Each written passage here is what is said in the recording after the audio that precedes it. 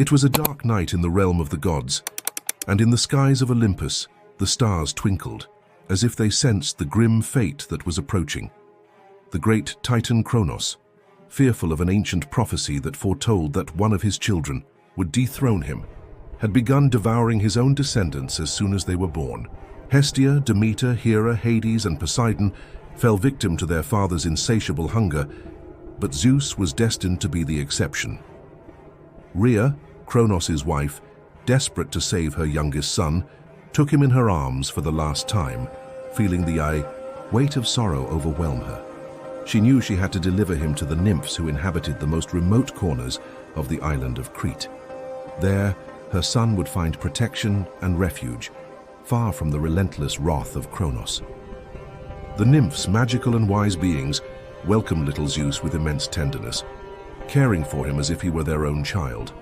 However, among them, one figure stood out for her majestic presence: Amalthea, a divine goat whose golden fur shone with the light of the gods and whose eyes reflected infinite wisdom. Amalthea became the guardian of Zeus, dedicating her protection to him as an eternal commitment. Amalthea, a magical creature possessing ancient power, had the ability to bestow strength and vitality. From the moment Zeus was entrusted to her hands, Amalthea fed him with her milk, a milk that not only nourished his body, but also infused him with divine power. Each day, as Zeus grew under the care of Amalthea and the nymphs, his strength and wisdom increased. His small body was filled with energy, and his eyes reflected a growing determination. The nymphs who lived in the surrounding forests also played a role in his education. They told him stories about the ancient gods, the creation of the world, and the dark secrets that his own father, Cronos, kept hidden. Sometimes Zeus would gaze at the sky, listening to the teachings of the nymphs, and in his heart, a strange and powerful feeling would awaken, as if he already knew his fate was intertwined with his father's, a fate that would inevitably lead him to challenge him. As time passed, Zeus grew stronger, both in body and mind. He knew he could not stay there forever, that the world needed him. Inside him burned the fire of justice and vengeance.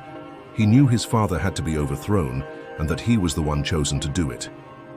On a clear night, while Zeus rested under the starry sky, Amalthea approached him. With her wise gaze, she said, "Your time has come, Zeus. The moment to face Cronos and claim your destiny has arrived. You are no longer the child I was once entrusted to care for. You have grown, and within you lies the power to defeat the one who took your brothers and plunged the world into darkness." Zeus looked at Amalthea with gratitude. He knew that without her love and care, he would never have gained the strength needed for the battle ahead. He silently thanked his guardian's sacrifice and dedication, but in his heart, there was no place for fear. He was ready to face his father, the tyrant of the Titans. The sun began to rise on the horizon, illuminating the mountains of Crete, and at that moment, the nymphs gave him a gift that would mark his destiny: the thunderbolt. Forged by the Cyclops in the depths of the earth, the thunderbolt was a symbol of his power and the gods' will to end Cronos' reign. Zeus took the thunderbolt with strength, determined to face his father, free his brothers from their eternal captivity in their father's stomach, and save the cosmos. With a resolute look, he bid farewell to the nymphs and to Amalthea. Armed with the thunderbolt, Zeus began his long and arduous journey back, crossing seas and valleys until he reached the summit of the Tartarus Mountains, where his father Cronos ruled with an iron fist. Upon arrival, he felt the air over Olympus grow heavy and dense, as if the very sky was holding its breath. He saw the vast realm of the Titans, a grim fortress surrounded by dark clouds and echoes of tyranny, but he did not fear. He knew the battle was imminent, and his purpose was clear: to free his brothers and destroy his father's realm. When Cronos saw Zeus appear, a flash of surprise crossed his face, followed by an unstoppable fury. He knew his son had grown and was ready to challenge him, but he had never imagined his youngest son would come this far. "What are you doing here, son?" Cronos thundered, his voice rumbling through the rocks. "Are you coming to join the others and fall into my jaws like they did?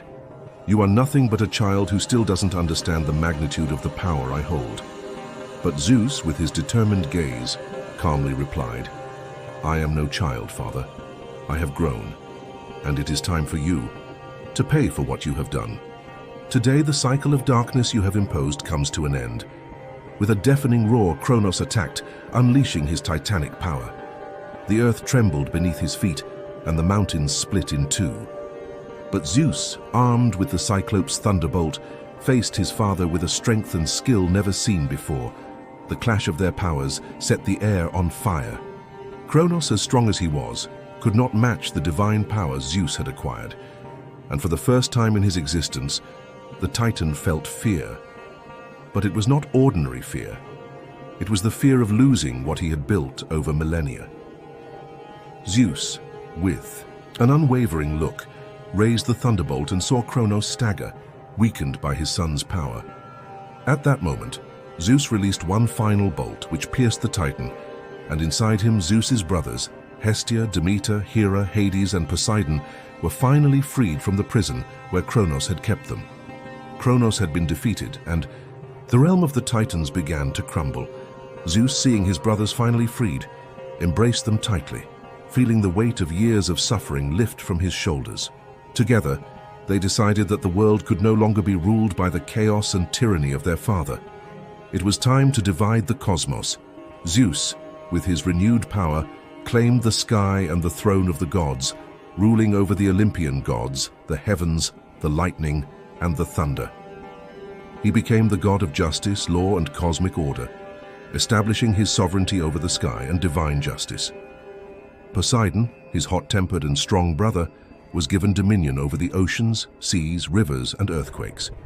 He ruled the depths of the ocean, responsible for marine life and also known for his power over the earth in the form of earthquakes. Hades, the brother who had always been considered the darkest, was given the realm of the underworld. In the depths, Hades would rule over the dead and the souls traveling to the afterlife, ensuring that the balance between life and death was maintained. His domain was somber and separate from the other two realms of the gods. Hera, the sister, who had suffered so much under Cronos' rule, was named Goddess of Marriage, tasked with protecting married women and family relationships. Her authority unified the celestial and human orders, overseeing the union between gods and mortals. Her power was linked to fertility and the preservation of social order.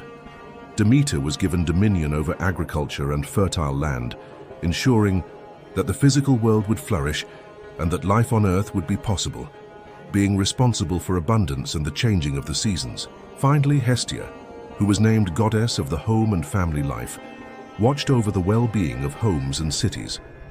With the domains established, the siblings united under Zeus's leadership, now as kings and guardians of cosmic order, swearing to protect the balance between gods and mortals. Chaos had been replaced by order, and the universe now lived under a new era, the era of the gods.